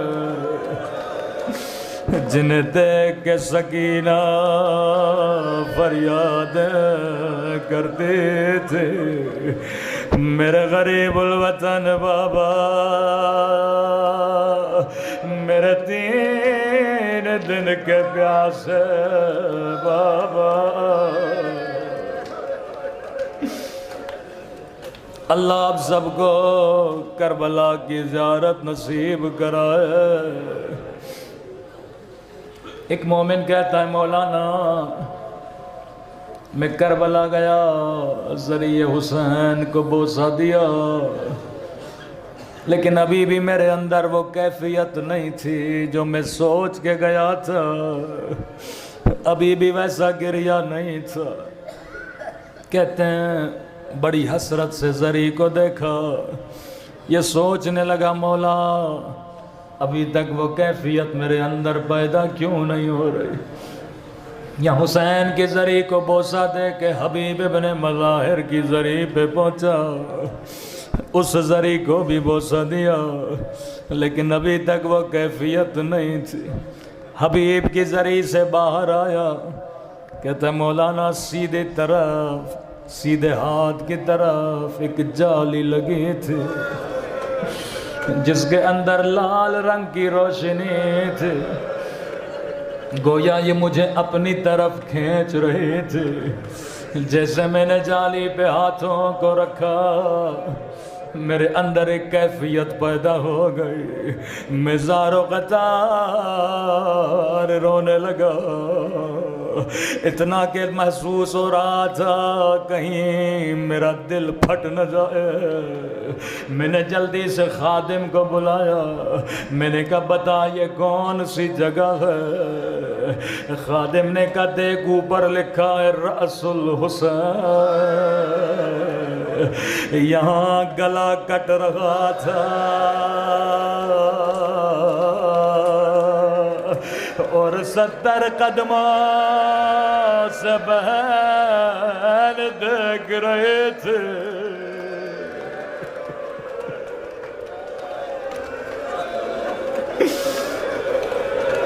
اللہ یہ منظر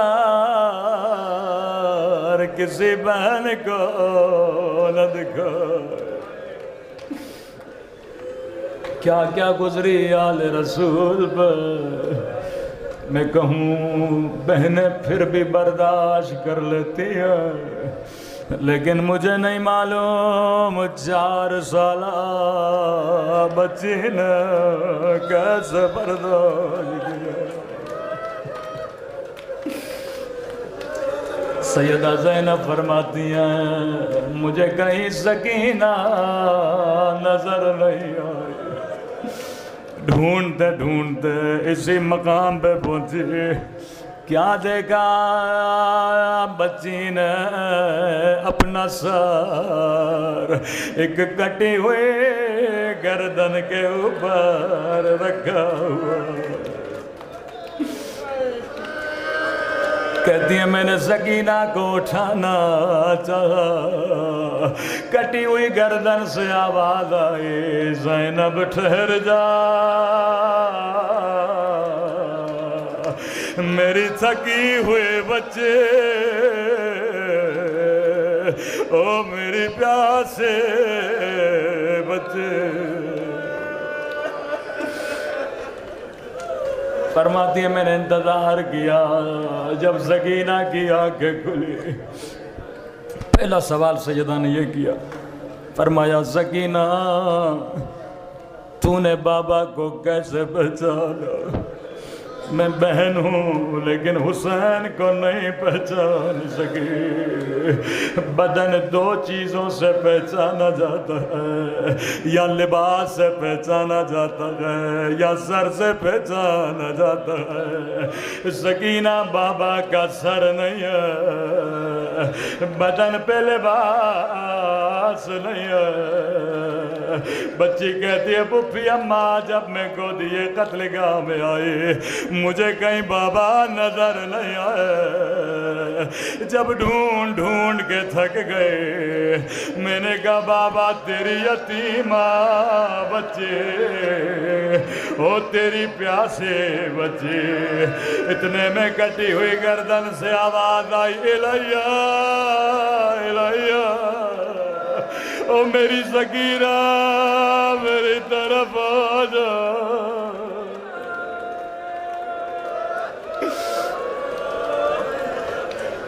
اب اسی یتیمہ کے لیے امام حسین فرماتے ہیں شیو جب جب پانی پیو میری سکینہ کو یاد کیا کرے. ایک ایک گھونٹ کے لیے بچی کو تماچے مارے گئے. بی بی زینب فرماتی ہیں شام کا بازار تھا, ننھی سی بچی میری گودی میں بیٹھی تھی. اللہ جانے کتنے دنوں سے پیاسی ہے. جیسے قافلہ بازار میں پہنچا آہستہ سے میرے کانوں میں کہا پھوپھی اماں مجھے بڑی پیاس لگی ہے. سیدہ نے کہا سکینہ یہاں پتھر مارنے والے بہت ہیں لیکن پانی دینے والا کوئی نہیں.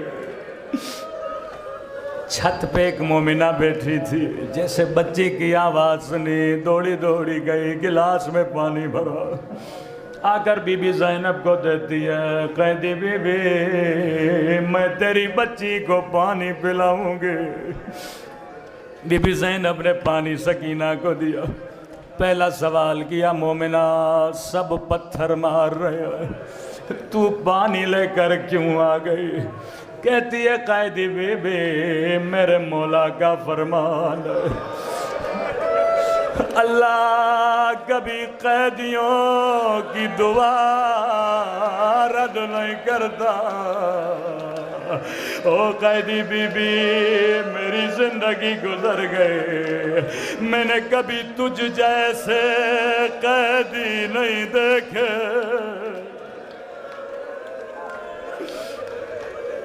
او قیدی بی بی جب تیری بچی پانی پی لے میرے لیے کچھ دعائیں کر لے. سیدہ نے کہا سکینہ پانی بعد میں پینا, ہم سید کسی کا احسان نہیں اٹھاتے, پہلے اس کے لیے دعا کرو. روایت کے جملے بڑے سخت ہیں.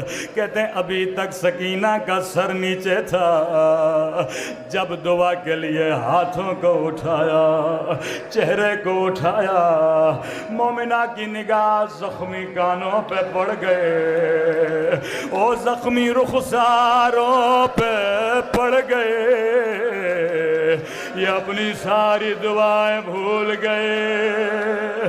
کہتی ہے قیدی بی بی دعا کرو اللہ میری بچی کو تیری طرح یتیم نہ بنائے.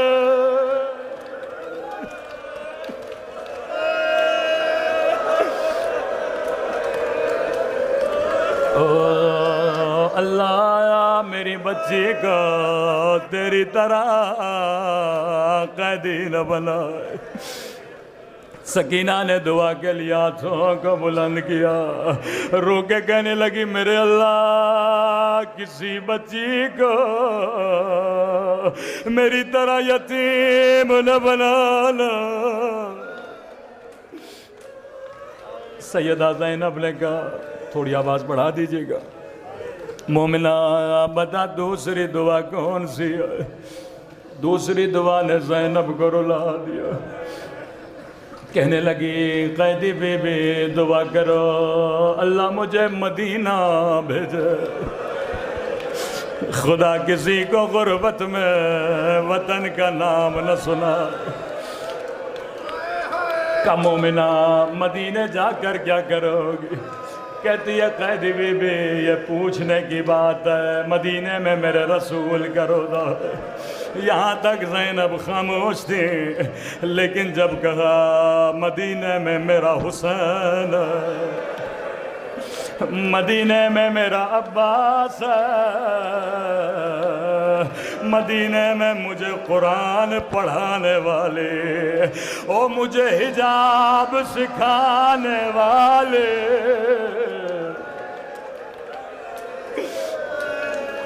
اتنا سننا تھا زینب کا بڑا پیار آیا۔ کہا بڑی مدتوں سے کسی کی زبان سے حسین کا نام سنا۔ کہا مومنہ ایک بات تو بتا، تو نے حسین کا نام لیا، تو نے عباس کا نام لیا، لیکن مدینے والی بی بی کا نام نہیں بتایا، کیا مدینے والی سے ناراض ہو؟ کہتی ہے قیدی بی بی کیسی باتیں کر رہی ہو، میری مجبوری سمجھو، میں اپنی بی بی کا نام یہاں نہیں لے سکتی۔ کیوں نہیں لے سکتی؟ کہنے لگی قیدی بی بی نامحرموں کا مجمع ہے، بازار کا ماحول ہے، میری بی بی نام ہے علی کی بیٹی کا،